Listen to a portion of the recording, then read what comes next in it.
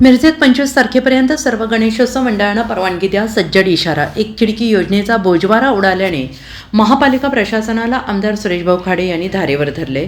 माजी पालकमंत्री तथा आमदार सुरेशभाऊ खाडे यांनी मिरजेतील गणेशोत्सवाच्या अनुषंगाने करण्यात आलेल्या उपाययोजना संबंधित महसूल प्रशासन, महापालिका प्रशासन, पोलीस प्रशासन, वीज वितरण महामंडळ यांचा आढावा बैठक घेतली. यावेळी गणेशोत्सव मंडळांनी प्रामुख्याने एक खिडकी योजनेचा बोजवारा उडाल्याची तक्रार आमदार सुरेशभाऊ खाडे यांच्याकडे केली. आयुक्त सत्यम गांधी यांनी एकीकडे एक खिडकी योजनेतून गणेशोत्सव मंडळांना परवानगी देण्याचं काम सुरू असल्याचं जाहीर करत नाराजी व्यक्त केली. 25 तारखेपर्यंत सर्व गणेश मंडळांना परवानगी मिळाली नाही तर कारवाईला सामोरं जा असा इशारा प्रशासनाला दिलेला आहे.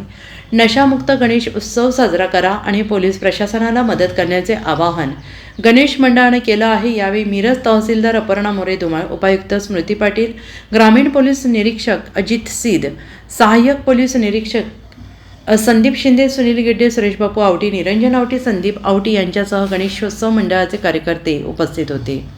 गणपती उत्सव हा 2024चा गणपती उत्सव प्रमाणे साजरा होणार आहे. शांततेनं प्रशासन बरोबर असेल, शासन बरोबर असेल आणि सगळे मंडळाचे अध्यक्ष, सगळे कार्यकर्ते मंडळाचे सगळे हे बरोबर असतील. ह्या पद्धतीनं आम्ही समविचाराने हा गणोत्सव मंडळ आम्ही उत्सव साजरा करणार आहोत.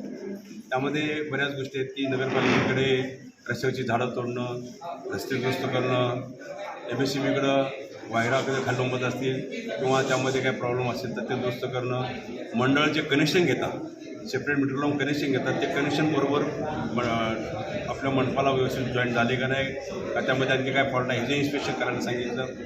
प्रत्येक ठिकाणी लेडीज टॉयलेट्स द्यायचे आहेत त्यांना, तर लेडीज टॉयलेटची व्यवस्था आम्ही सांगितली.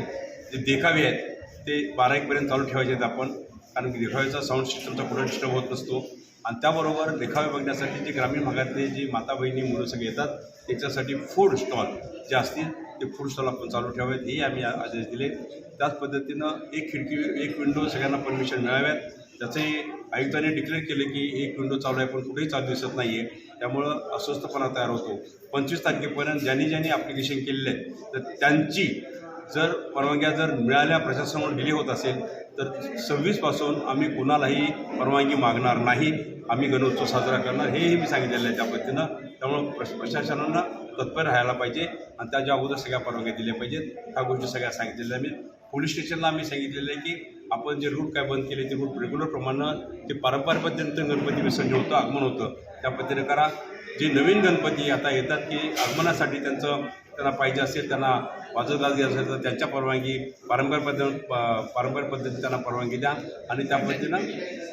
Bureau report, SBN Marathi, Miraj.